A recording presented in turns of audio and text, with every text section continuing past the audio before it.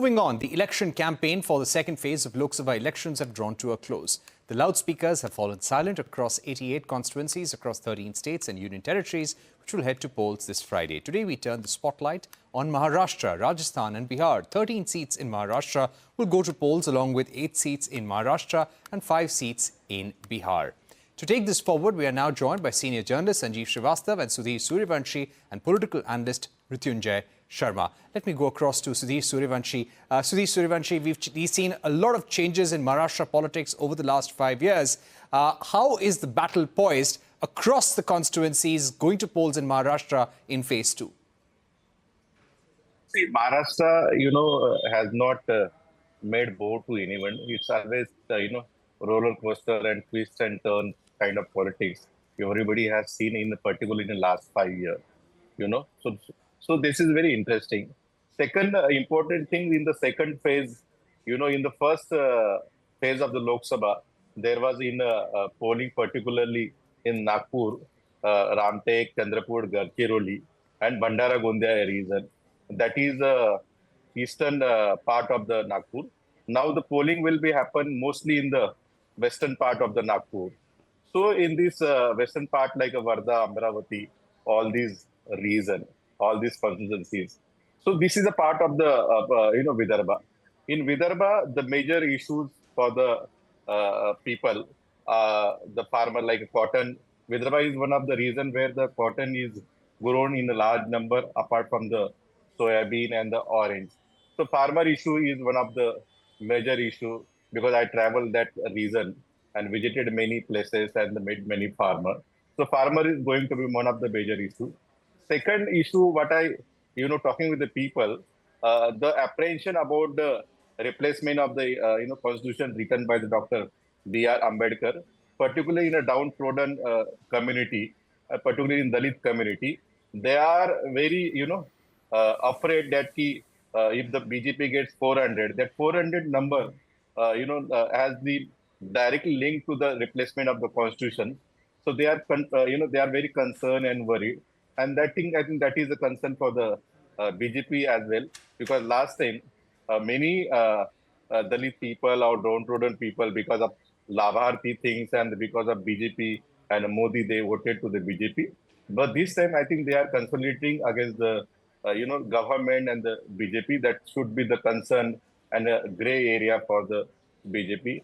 Second important thing, right. Inflation and the unemployment are going to be also major issue in this region. In Vidarbha, people say that in the last 10 years something, there is no such a big industry has come out in this region. Like there are many promises and no development has taken place as such. And the people, they jokingly said only 2 people, develop themselves about, reach out, done their own development like Nitin Gadkari and Devendra Fadnavis. Apart from those two people, right. Nothing has happened in the Vidarbha region. And other caste factor I can see, DMK caste factory has been playing out by the Congress. D means, Dalit, Muslim, and the Kunbi. Kunbi is one of the subcaste of the Maratha community, and Vidarbha region is particularly dominated by the Kunbi caste. But for the BJP, Narendra Modi face and the development plan has been other sides. So this is very close contest this time, not like 2014, 2019. Okay, so this will be a close contest. Sanjeev Srivastava, how do you see the battle for Rajasthan in the second phase? We have been seeing infighting within the Congress party. The BJP, on the other hand, has been gauging that there is a problem of anti-incumbency, and that's why they've replaced almost 11 MPs in Rajasthan. How do you think the battle is poised this time around in phase 2? So, Parikshit, I think Rajasthan has turned out to be one of the surprise packets of this election. If you had asked me a few weeks back, Rajasthan was one of the states where we were talking about whether BJP will go in for a hat-trick. It will be another 25-0 verdict from Rajasthan, like in 2014 and 2019. But for a number of factors and reasons, one is this change of tickets, anti-incumbency against MPs. Rajasthan became a very hot potato for BJP. It's not that they are losing many seats, but in many seats it has become a very tough contest where the the real result can go any side, BJP or the opposition. 22 seats are being contested by Congress and 3 by supporting parties. So in the first phase, the voter turnout was also very low, and the general wisdom here is that it has been a tough fight, where a few seats may go the Congress way out of the first phase, 12 seats. Now, in the second phase, which is on 26, where 13 seats will be going to polls, I think the BJP has retrieved some of the lost ground. They learned from their mistakes of the first phase, whereas the opposition is really not fighting this election. It is the Janta, the people which were fighting elections based on common issues. So people were saying, we want Modi, we are okay with Modi, but we don't like our MP. We don't like the person who has been given the ticket. The earlier MP was better. And local caste combination permutations were coming into fore, which were putting the BJP into some kind of disadvantage. Some of those issues have been ironed out. The Prime Minister has been coming virtually every day to Rajasthan, or every second day. And most of his big statements, whether it was the day before statement where he talked about Hindu Muslim and the Sampatti or properties and Mangal Sutra will be given to those people, other people, clearly insinuating Muslims. In fact, and then again he went to Aligarh, slightly toned down, but again yesterday in Rajasthan, he again returned to the Hindu-Muslim rhetoric in a big way. So I think the demand from Rajasthan BJP cadre, and I think quite a bit of North India, was that please bring some heat into the contest. Kuch garmi laiye. And that heat has been injected by the Prime Minister. And today this self-poll by Sam Pitroda and the embarrassment it is causing to Congress party, and a number of other issues. After all, they are an election juggernaut. They have much more resources, feet on the ground. So their system is more organized. So I think in this second phase, the BJP looks like getting their act together. We'll, like I keep saying, we'll know the outcome only on 4th June. But they look better poised in the second phase vis-a-vis the first phase. Right.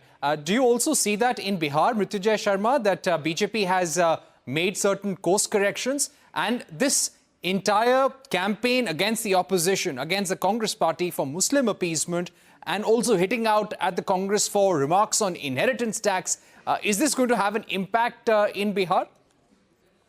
Definitely, Parikshit. In fact, in Bihar, one of the most major concerns that we saw in the first phase is the sub 50% voter turnout, right? And that has, in fact, surprised a lot of people. And in fact, people have started conjecturing as to which way, the results are going to go with such a low voter turnout. But what I see in Bihar in terms of the entire narrative and the way the two sides have been contesting is, I think on multiple occasions, the Mahagathbandhan and their leaders have shot themselves in the foot. So on the national level, as you see with the entire debate on redistribution and inherited tax, in Bihar, there have been particular instances, and you would remember in one of the videos wherein Tejasvi Yadav that posted, wherein he was consuming fish with, Mukesh Sahni on a helicopter. And it happened to be the first day of Navratri. While it may seem like a very trivial issue, it has turned out to be a huge, thing in terms of conversations on the ground or mentions in the rallies. In fact, Prime Minister himself mentioned it, right? And this has strung a chord with the general electorate, wherein, see, if we talk about anything in terms of positive, contributions or positive, whatever we give to the minorities or the Muslims, but the point wherein we come to hurting religious sentiments of the majority, they take it as a very, very strongly, right? Tejasvi, I think, shot himself in the foot in that manner. There was another video which has come out wherein the crowd was shouting slogans and, speaking foul language against Chirag Paswan's family, wherein Tejasvi Yadav is just seen being there and not saying anything against it. Then again has sent very wrong signals on the ground. So I think, and in fact, in one of the seats in the second phase, which has become very, very interesting, is the seat of Purnia. You would recall Pappu Yadav has had merged his party with the Congress in the anticipation that he would get the seat and he would fight on a Congress ticket. But what happened is, and these are backdoor conversations where the RJD very clearly said that they do not want another youth leader or a Yadav leader emerging in the state, right? And Congress could not then pass on that ticket to Papu Yadav. Papu Yadav, in retaliation, what he did, he went on to file his nomination as an independent.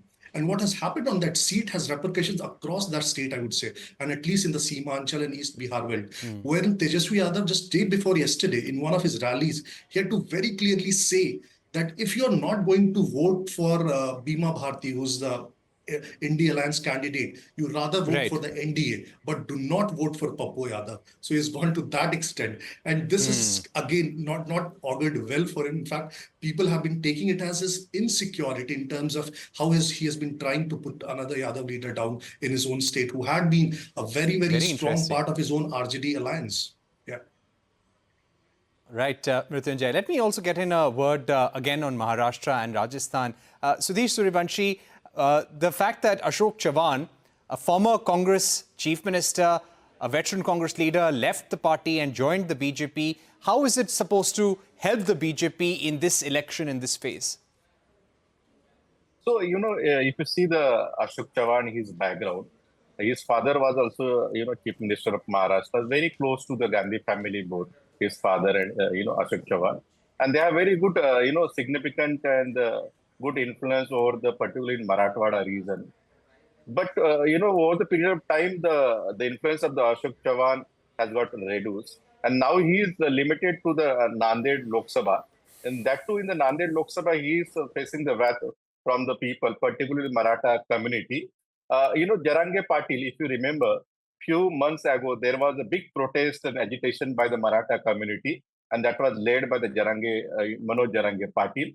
And that has been reflecting in the particularly Marathwada region, Maratha community getting consolidated, and they are blaming Ashok Chavan, who was the first person to promise the Maratha reservation in 2009. In that election, the Congress got more than 80 seats in the assembly election, but that promise was not fulfilled by the Ashok Chavan and subsequent government.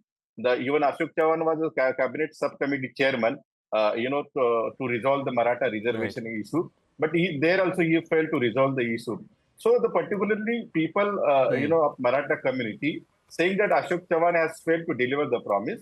Therefore, he is facing the heat. And if you remember, when the Ashok Chavan was inducted into the BJP, that time the Chiklikar, the Pattaprao Chiklikar, who is the sitting Lok Sabha MP of the BJP, was a negative in the survey.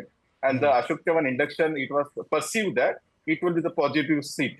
But the scenario has been changed completely. Nobody has left the Congress the way it should have been left. Ashok Chavan got the Rajya Sabha, and he has promised that he will get elected, BJP candidate from the Nanded, but he is facing a lot of problems. So, the Pratapram Chiklikar is candidate there, but the real leadership test is, faced by the Ashok Chavan only. It is the do and die kind of situation. All right. Political, he has to prove his political merit in this election. Yeah. All right. Let me get in a word from Sanjeev Srivastava. Sanjeev, when it comes to the low voter turnout, this was a concern for the Election Commission and should be a concern for both the BJP and the opposition. How important do you think is it for more voters to come out in larger numbers and vote, and a lesser voter turnout? What are some of the indicators that come from that? It's only conjectures, but what are certain assumptions that we'll have to work with? So clearly there can be no disputing the fact that a higher voter turnout is good for democracy per se. So everybody is rooting for a bigger voter turnout. Having said that, that principle stand, a low voter turnout actually harms the BJP in my opinion. Because a low voter turnout means, and in Rajasthan first phase, the voter turnout was as low from 5 to 8% in different constituencies. So on an average, it was 6% or 5.5% down, which, and together with what one saw on the ground traveling through Shekhawati, Sikar, Junnu, Churu seats, parts of eastern Rajasthan, it was clear that a low voter turnout would definitely affect the prospects of the BJP, because what one felt on the ground was that nobody was against Mr. Modi. People were still talking about Mr. Modi and his government coming back. but not with the same degree of enthusiasm as, say, in 2019 or 2014. Okay. So I wouldn't say that the voter was apathetic, but voter wasn't excited. And also this perception that ki jeet hi rahe hain, we are coming to power, that also put some voters, made them restricted to their homes only. They did not come out to vote. The Karyakarta was not so excited. The famed BJP big strength of ground level workers. Whereas the opposition candidates, who, because of local equations, there was a certain level of enthusiasm for them. So the common perception is that the opposition voter did come out in big numbers and the BJP couldn't mobilize it, and there was a level of udasinta, if you may, disinterest by the voter. So there is clearly no feeling or perception against Mr. Modi, but certainly there was no way for Mr. Modi. Otherwise, there would have been a big voter turnout. A lack of enthusiasm on the ground. This time around in the second phase, the BJP is going to go all out to ensure a higher voter turnout, which would be good news for the BJP. But if it doesn't happen, then again it will be a tough contest in quite a few of those seats in the second phase of remaining 13 so seats. voter enthusiasm is something that needs to be addressed. We've completely run out of time. But Sanjeev Srivastava, Sudhir Suryawanshi, Mrityunjay Sharma, I'll have to leave it there for the moment. But we'll keep reaching out to you for views on election exchange in the days to come. We're taking a short break, but coming up on the other side, a special report on the West Bengal elections, where one of the key contentions is the funding of various central schemes, including Manrega and the PM Gramin Sadak Yojana. Details when we're back.